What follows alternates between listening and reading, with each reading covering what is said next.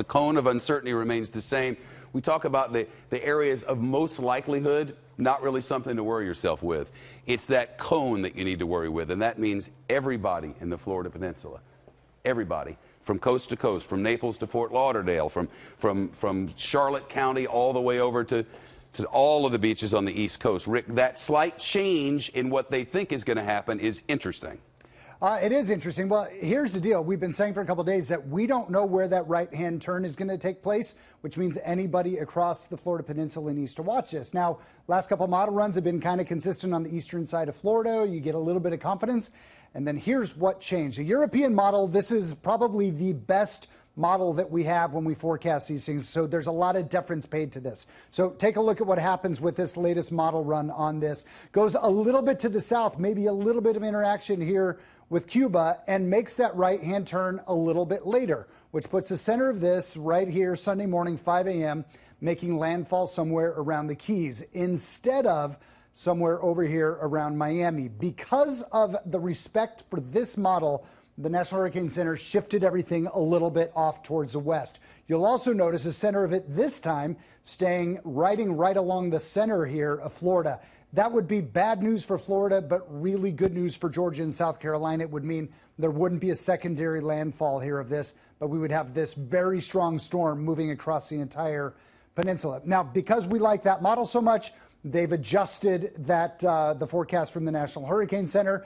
That said, this is one model run from the European model, and we still will not say exactly where this is going to happen. But last time we were talking about something kind of moving right along here around Miami. Now we're talking about this moving in, cutting in across the Keys. This is very bad news for the Miami area, maybe a little bit better news up towards West Palm. But we're going to see some deviations on this over the next day or so. In fact, probably, unfortunately, all the way until Saturday. So everybody just has to keep watching. In the short term, Shep, Turks and Caicos about to get pummeled. What we just saw happen in Barbuda yesterday and the Lesser Antilles in the British Virgin Islands, that is about to happen to the Turks and Caicos with that exact same kind of force of this storm. Then it moves in towards the southern Bahamas before it makes that turn. I will also tell you the water, really warm. We've had this Category 5 now for the better part of 2 days, and it's been moving over warm water. But take a look at this. The darker colors you see here, that is even warmer temperatures. So there isn't any reason fuel-wise that we're going to see this storm weaken at all. Finally, Shep, one last thing I want to tell you. Yesterday, Irma went over the Leeward Islands here, Cat 5 hurricane. Take a look at Hurricane Jose now as of the last advisory. It's a major hurricane. That little white line there is what happened with Irma. Take a look at the cone here now for Jose. By Saturday, we might be talking about a second major hurricane landfall on these same islands here in about a 4 to 5 day period, which is unfathomable when you see the damage and pictures that have come out of there that they could be dealing with that again. Yeah, a hurricane Category 3 behind a Category 5. Incredible. Yeah. Rick, we'll be right back to you. Something to think about now. If you've got friends who are on the west coast of Florida, remember this was one scenario. It's going to be bad over here, but not horrible. If they're right now, and we come up like this, that means Marco Island, Naples, Fort Myers, Estero, Cape Coral, up into Charlotte County, all of you could face hurricane force winds, everyone.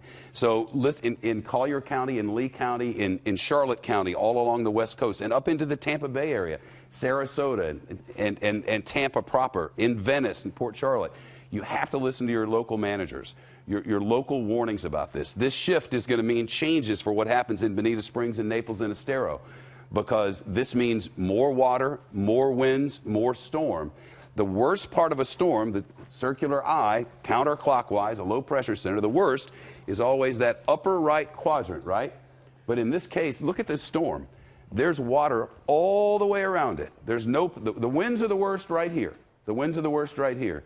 But hurricane force winds extend out for 50 miles in all directions. And Rick, if it does what that European model says, that means they could get hurricane force winds all over the peninsula, at least at the lower half. And actually, Shep, so the storm has grown in its size since yesterday. It's actually now the hurricane force winds extend out 70 miles from the center. So yeah, if Florida is anywhere from 90 to 100 miles or so across, and you have If it cuts up the center of that, you have 70 miles out from the center on either side of it, a little bit more on the right-hand side of it. Then you could be talking about the entire peninsula, especially the southern half as it's moving on shore, getting hurricane force winds. Keep in mind also where if it makes landfall, say 150 mile an hour windstorm, it takes a while for that to wind down. So if it hit as a Category 1, maybe 6-7 hours later, it's a tropical storm. If it hits as a Cat 4, Cat 5, then it's going to take probably a good 12 to 18 hours for those winds to get down below hurricane force. So we could be watching a lot of the Florida Peninsula getting those kinds of winds. Keep in mind, this is the forecast as of now. It has been going back and forth 20, 30 miles in either direction, and I think we'll see that happen again a few times over the next day. Rick Reichmuth in the Extreme Weather Center. Thank you. We'll keep in touch with the Hurricane Center. We'll keep you updated. Bottom line, what you need to know now, if you're in an evacuation area, evacuate. If you're in an area anywhere on the peninsula of Florida, be ready.